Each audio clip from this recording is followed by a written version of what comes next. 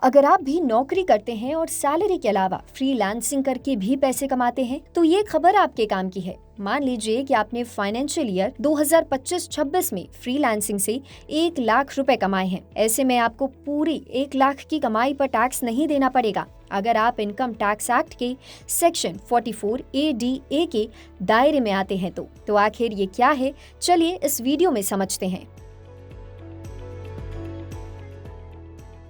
Section 44 ADA एक खास tax नियम है जो कुछ प्रोफेशनल लोगों के लिए बनाया गया है। इसमें legal, medical, engineering, architecture, accountancy, technical consultancy और इंटीरियर डेकोरेशन जैसे प्रोफेशन शामिल हैं।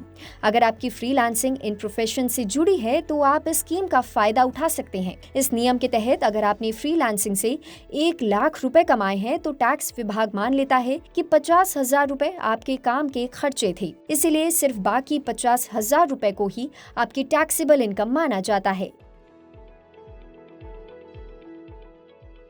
इस स्कीम का सबसे बड़ा फायदा यही है कि आपको इंटरनेट, फोन बिल, लैपटॉप या दूसरे छोटे छोटे खर्चों की रसीदें संभाल कर रखने की जरूरत नहीं पड़ती, क्योंकि टैक्स विभाग पहले ही मान लेता है कि आपकी कमाई का 50% हिस्सा खर्च हो गया है। लेकिन याद रखिए, इसके बाद आप इन खर्चों का अलग से टैक्स डिडक्शन क्लेम नहीं कर सकते। अगर आपकी कुल सालाना इनकम 50 लाख रुपए से कम है और आप ITR 4 की बाकी शर्तें भी पूरी करते हैं तो आप ITR 4 यानी कि सुगम भर सकते हैं। लेकिन अगर आपके पास एक से ज्यादा घर हैं, विदेशी संपत्ति है, किसी कंपनी के अनलिस्टेड शेयर हैं, आप कंपनी के डायरेक्टर हैं या ITR 4 की शर्तें पूरी नहीं होती तो आपको ITR 3 भरना होगा। अच्छी बात यह है कि अगर आप ITR 3 भरते हैं तो भी सेक्शन 44 ADA का फायदा ले सकते हैं। अगर आप ITR 3 या 4 भरते हैं और आपका मामला ऑडिट वाला नहीं है तो रिटर्न दाखिल करने की आखिरी तारीख 31 अगस्त 2026 है। समय पर ITR भरने से लेट फीस और ब्याज जैसी परेशानियों से बचा जा सकता है।